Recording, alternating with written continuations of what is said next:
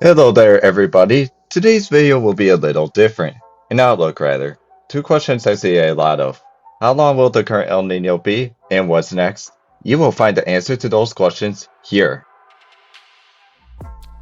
Right now, the waters of the equatorial Pacific are warmer than average.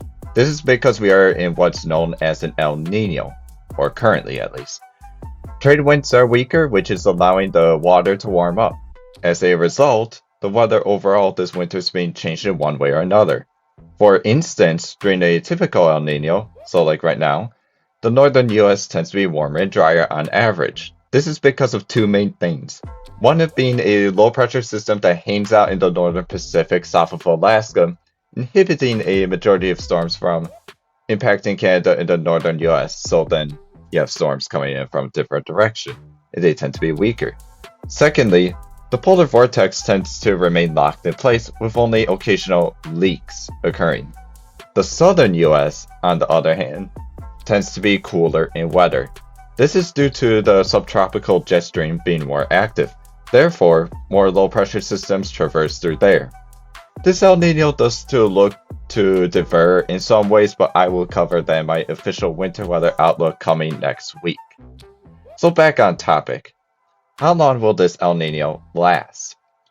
As we can see here, these are the Nino 3.4 plumes. The general consensus is that we are headed into a strong El Nino, peaking around the January-ish time frame. In other words, the equatorial Pacific is still warming up.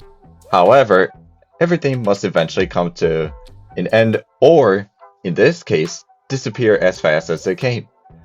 By late summer, models show us back into an ENSO-Neutral pattern. Obviously, it will take time for there to be changes in weather patterns, but within a couple months, the effects will make themselves known and apparent. So bottom line, expect the current El Nino to end around next fall, and for ENSO-Neutral conditions to start up maybe around late fall, early winter. So now for the final question. What's next? What will come after this El Nino? Well, again, back to the plumes. This time, this being NOAA's forecast. As you can see here, 100% probability stick around until early winter. Then the drop is gradual at first before we see a sudden crash in intensity of the El Nino. So much so that by late spring or early summer, it is more likely that we will transition into a very weak El Nino, if not already into a ENSO-Neutral pattern.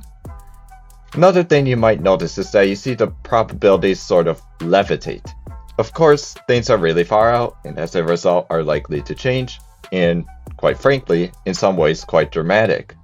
However, with that being said, with what we have in hand currently, and based on past and current trends, I think that we may be in an ENSO-Neutral phase by next winter, kind of tipping towards the lower end of it, so kind of pointing towards La Nina, but not quite there. So what happens in the ENSO-Neutral winter? Polar jet stream tends to sag further south, resulting in the northern US trending colder and the southwest US warmer. In terms of precipitation, with the subtropical and polar jet streams clashing at times, especially towards the middle of winter, you will see parts of the southeast and Ohio Valley trending wetter, and the southwest and northeast trending drier. Average amounts or equal chances tend to occur in the northwest and upper Midwest, until around late winter and especially towards the spring when the polar jet stream starts to retract, resulting in more storms occurring in the Midwest. Hence why neutral years give the feeling that winter does not want to let go in the Midwest. So, in conclusion, as intense as this El Nino will be, it does not have much longer until it passes on and into the next phase. So until then, see you in my next forecast.